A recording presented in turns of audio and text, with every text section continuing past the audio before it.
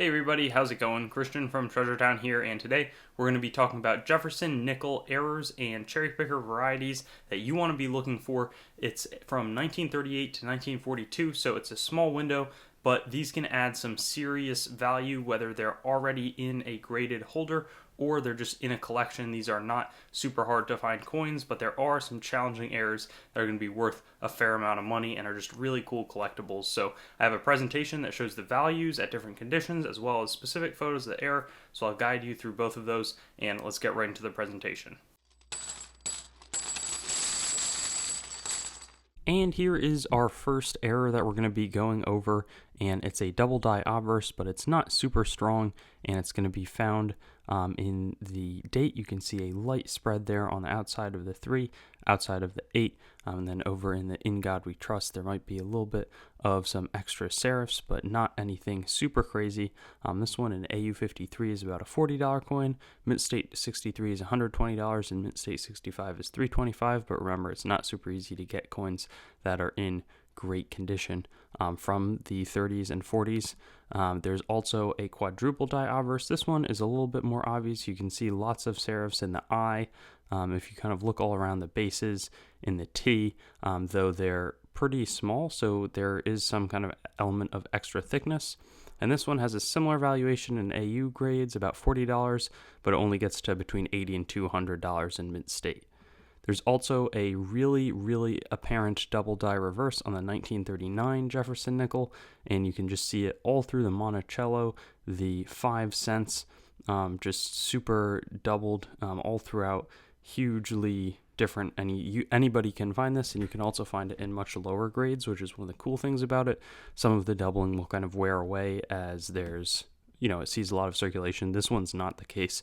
AU53 is like $200 and Mint State 63, $700, Mint State 65. So a really nice struck copy is going to be about $1,500. So definitely one you want to look for. When we get to 1940S, you're going to want to look to the side of Monticello for the Mint Mark. And there's a repunched S Mint Mark. You can see the previous S to the right, just super strong in its protrusion. AU53 is $35, Mint State 90 to $225. There's a fair amount of valuable repunchment marks in this series. 1941S, we also have a repunchment mark, except this time you're going to want to look more to the south. You can kind of see it coming out of the bottom of the left part of the S there. And this one's pretty valuable. AU53, $100, Mint State 63, $300, Mint State 65, $1,000. So it's just highly sought after. Collectors are paying up for it. 1941S, you also want to look for the large S, and on the side here, on the left, this is not the large S. On the right, it's just significantly, takes up a lot more space. You can find this in any grade. You can also see kind of the serif is more. The serif kind of on the normal one is going to be sticking out at an angle in the bottom, whereas on the right, the serif is much larger and sharper, and then it's also not sticking out. It's kind of more going upwards in the large S. AU53 is $40, Mint State 63 is $80, and Mint State 65 is $120, so not as big of a payoff, but a reasonable one to search for. And then the next part is going to have an inverted mint mark where the S is kind of upside down. It's lopsided, and I think the best way, normally this is going to be much thicker on the top than it will be on the bottom. The bottom will be a much smaller stem, and this is reasonably valuable, $50 for AU53, $75 to $175 in the Mint State ranges, so definitely a good coin to be looking for. There's also a fair amount of double dies on the 1942 Jefferson nickel. That includes this one where there's just clear doubling all throughout. You can see the strong separation in all throughout the In God. In 1942, another strong base in the 1. 2 is significantly separate. 4, there's got a lot of protrusion, and this one's $50 for an AU. Again, most of these are modest when they're AU, and then ranges between $125 for Mint State 63, $250 for Mint State 65 would climb a little bit beyond that. There's also this error, which is similar. You can see the separation in the T and the R and the In God We Trust. Then the 1942, I think you can see it a little bit in the 2, but it's not super apparent all throughout the date. This one also has similar values, 50 for AU53, 150 to 250 in the Mint State range.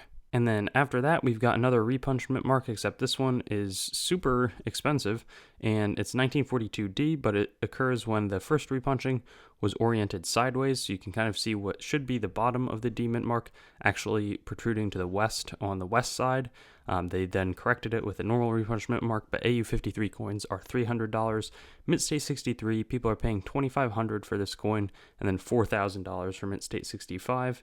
So this is like some eye-popping values that are great to be aware of. And then our last one is going to be the Frith nickel. I've got a video on it. It's one of the videos that made this channel really big. But there's a 1942 obverse on a non-silver coin with the reverse of 1941 S, because the S mint mark is to the side of the building. Normally for war nickels, which should be the only time there's 1942 S nickels, they should have the mint mark large above Monticello, but in this case it's just to the right of the building in the 1941 style while having a 1942 obverse. And this one, pretty unknown on the value, but there was an $11,000 sale in 1974, so we can only imagine that's quite valuable today.